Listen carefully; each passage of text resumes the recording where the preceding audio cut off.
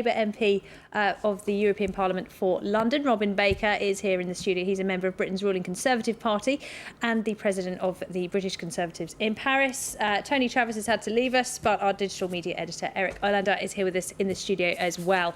I'd like to go to you, Claude Moraes, because I wasn't able to get your reaction before the break. I'd like to know what you think about the current government's policies and whether they are exacerbating the situation in these very poor boroughs. Yeah, I think what the government is doing in terms of cutting the deficit, there is a real logic to that. That is a policy which I have problems with in the sense of the speeds with which they're cutting it, the people that they're hurting further down the economic scale.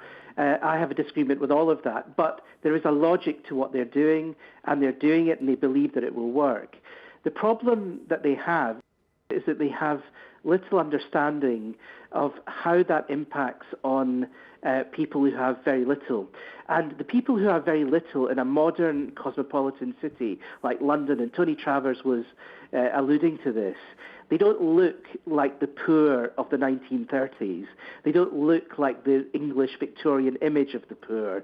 They are often people who have got lots of energy, lots of intelligence. They could be doing a lot better in their lives. But in fact, they are unemployed. The levels of unemployment in estates like the Pembury estate, which I was talking about, is something like 60 or 70%.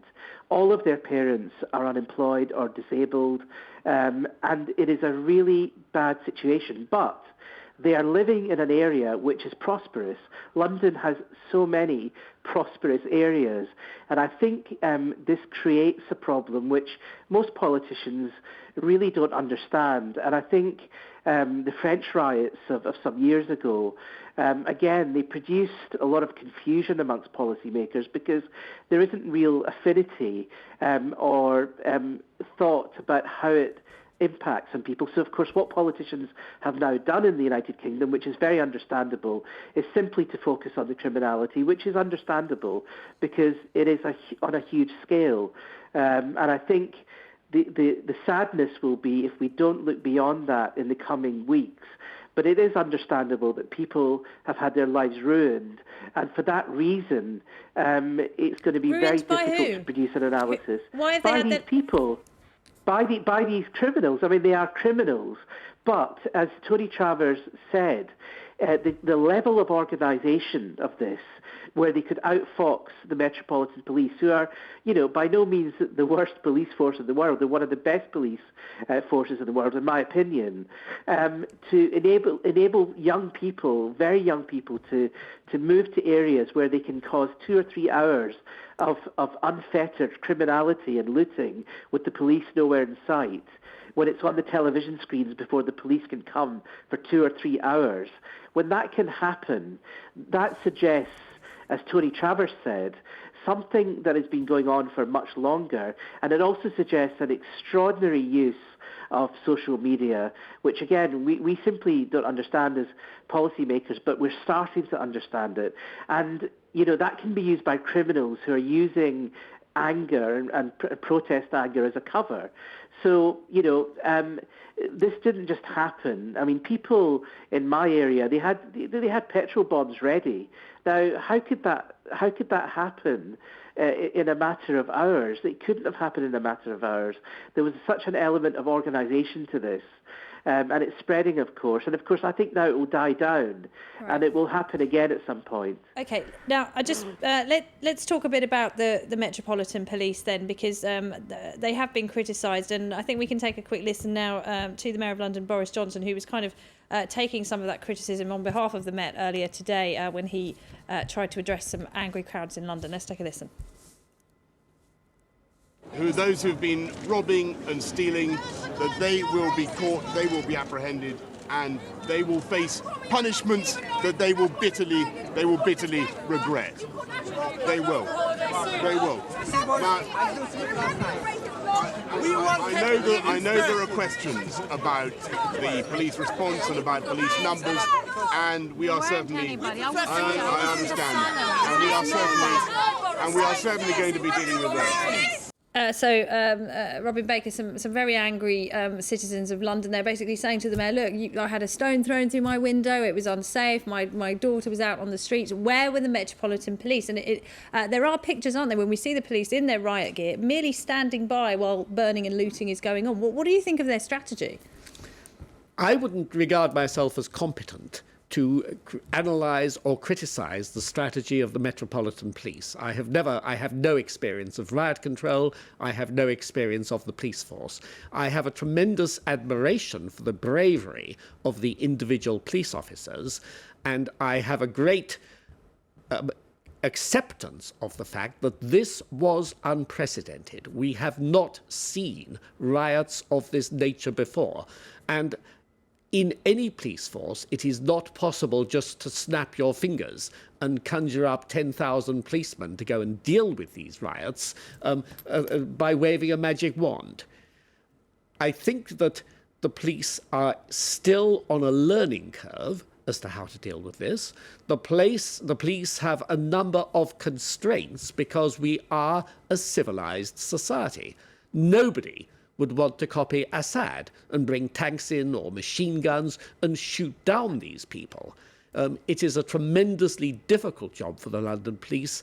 I respect what they are doing, but I don't regard myself as competent to tell them how they could have done it any better. All right, and once again, Eric, the rioters were outfoxing the police here, because it used to be the police had the radios and the rioters couldn't communicate, but here they can with these messengers, can't they? There we go. So the police used to have an information advantage when they confronted situations like this. And just as armies have been accused of fighting the last war, here we are seeing riot police certainly fighting the last way of controlling crowds like this. So what's not happening, or what appears not to be happening, is to have units of the police who are monitoring various networks and being in tune with these technologies to follow it. But before we talk about social media and Blackberries as if it's some kind of mysterious kind of black box, let's walk back and see the mechanics of what they're doing and why Blackberry is so really troubling for the London Met. The same reason that the Dubai government and the same reason that in India, the Mumbai attack, the terrorist attacks, they too were using Blackberries because they're encrypted messages. This prevents any kind of authority from intercepting those messages. You mentioned earlier about, well, if they're so poor, how can they afford a BlackBerry? Well, we know you can get free phones with a subscription. So it's not really a question of, money and access. These are very affordable technologies.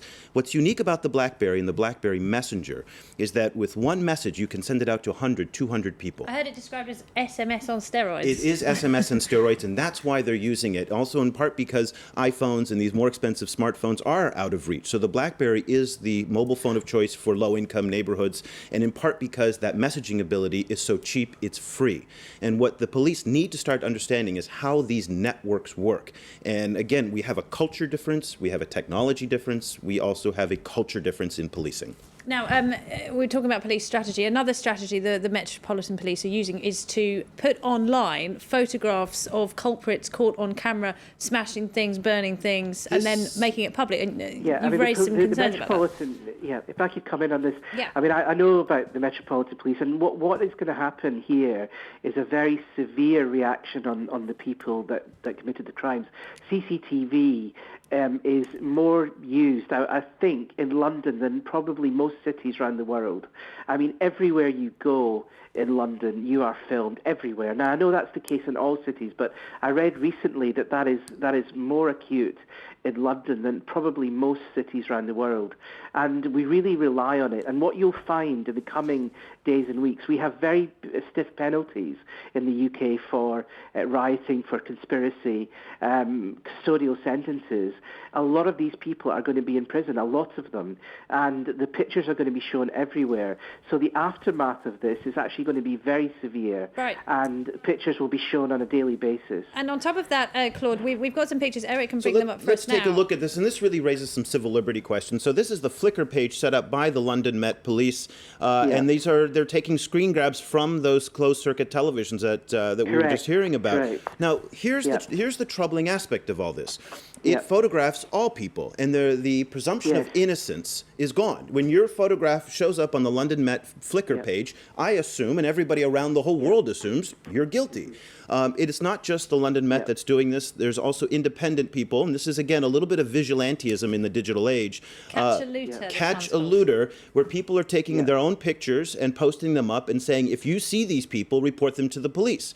Now, some people may report them to police. Other people may take the law into their own hands. And that's really where we get into a very nefarious world on civil liberties and also justice and this due process question. And I just want to bring up one key point that I know is bound to offend certain people because it's a discussion that we were having on Twitter all afternoon, is I want to bring you back to the 2009 Iranian Revolution. This was a site set up by the Iranian government that actually crowdsourced people who they said were anti-government demonstrators behaving illegally. We're hearing many of the same words and language and vocabulary used by the London Met and the techniques now used by the London Met as were used in Iran. Again, both sides say illegal acts were being committed, and now it looks like they're using very similar techniques. What do you think of that, Robin Baker? I don't think this is as new as you are suggesting. The technology that we are using now is new, but for years pictures have been posted in police stations saying wanted so-and-so and so-and-so and so-and-so. That was after a process, though. There was a process that got to that picture point, that someone was indicted, and at that point there was a formal process that someone went through to have that picture. There's no process here. But if I saw someone last night in the house of the shop down the road from me, breaking windows, burning things, doing illegal activity, do I not have the right to take a photograph and send it to the Absolutely. To the In that case, it's an absolutely clear-cut case that that person was doing something wrong. But let's say you're trying to get home through it all, and you just happen to be in the wrong place at the wrong time. The legal systems that we come from protect you from that. Now what's happened is the London Met says, by your association with this, you are presumed guilty. And that's a very, very dangerous precedent to have. It's a worrying development. It's one of the strands of this that will become obvious. I mean, there was 5 helicopters above our home yesterday. One of them was taking pictures. I actually left my house to put the rubbish out, to put the bins out, because today, you have to do those mundane things. And the helicopter was flashing, it was taking pictures. And I actually had rubbish in a box in my hand. Yeah, and actually as I put it down and I got up, I thought, I better get back into the house because I'm being photographed. Now, that sounds trivial, but it's one of the many new strands of this rioting which will come alive that people have not seen before.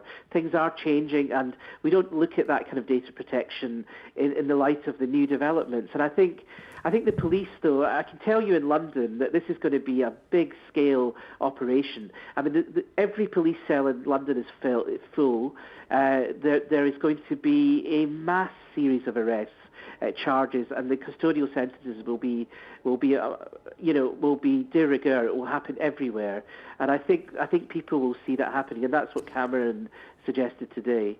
Well, quite. And the Met Police has said this will be one of its biggest investigations in history. And one really has to feel for poor old Tim Godwin, the acting commissioner, who's literally been on the job just 2 weeks, to have all of this blow up on his watch. May I bring in another aspect which relates to what we've been talking about, and that is Blackberry, because we haven't yet mentioned that Blackberry have agreed to cooperate with the Metropolitan Police in providing them with information that could be helpful for the Metropolitan Police. Now, it may be that this could be disputed, and we should be told they shouldn't do that.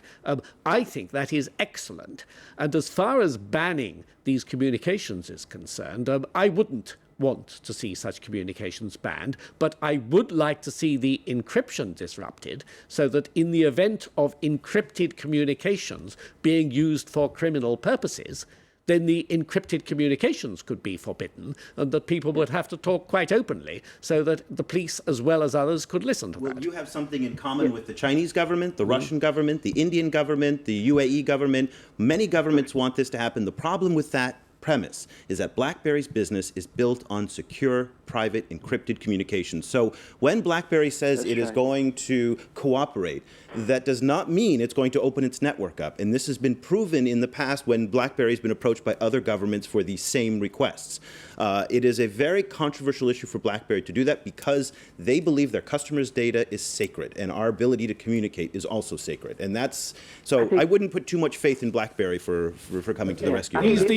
These are very complex issues, but what we have got to do is try to achieve a balance. Which is better, to respect the confidentiality of an encrypted communication albeit that that communication is used for criminal purposes, or to enable us to fight these actions which are intolerable in our society this today. Is the overreach that a lot of people are concerned about, is that you're going to have a reaction like you did in the United States after 9/11, where civil liberties really suffered. And there's a big concern growing on the web that there's going to be an overreach reaction to this as well. And quite. Could that be the legacy of these riots, Claude Moraes, that our civil liberties are merely eroded further? Well, absolutely. I mean, the irony of Blackberry, I mean, I've just bought a Blackberry playbook, and of course it has huge sort of encryption features. That's why it's only Wi-Fi. And of course, the irony of Blackberry is that it's for the corporate classes, the bankers. And, you know, one of the things that I heard some of the children talking about in Hackney today was about the bankers and what they've done and how they get away with everything. And of course, their messages are always encrypted. You know, the police would find it very difficult to dip into their nefarious activities when they ripped off people during the banking crisis and the subprime mortgage fiasco. So there is another element to it. I think it's ironic that, of course, the Met Police are now going to look at these BB messages, and they're going to get them, and they're going to find the criminals. I have to say, as a civil libertarian, I think there are going to be problems with that, but one side of me thinks that, you know, people have caused real misery here. And if you can get the evidence, then unfortunately, I think some of these people are going to be banged to rights. But there are future civil liberties issues, definitely, which will emerge from these riots. Robin Baker, we're running out of time. Last word to you. What can the government do in the wake of these riots? What should they be doing now? Well, first of all, can I say how much I agree with what has just been said by the Labour member of the European Parliament. I'm concerned with civil rights. In the press this morning, there is the story of an 89-year-old barber who was still running his own business. And his shop, all his belongings, everything was just completely destroyed. And this is by people who really have evil in mind. And what should the government of David Cameron do right now? The government should do exactly what it has done, and that is to increase the number of police on the streets. As I've already said, 16,000 policemen on the streets of London tonight. Excellent thing. Let's hope that it is able to work. In the longer term, we've got to look at the causes, and let me give one word that hasn't been said this evening, that is hope. So many of these people, I believe, riot because there is no hope for their lives and for improvements in their lot. I don't know how it's going to be done, but if the government can give these people hope in the future of their lives, that will go a long way to solving the problem. We'll end on that positive note, Robin Baker. Thank you to you. Thank you to Claude Moraes in London. And thanks, of course, to Eric Islander, our media editor, as well. Thanks to you for watching. After the break, we'll have the business news for you. Don't go away. This is France 24.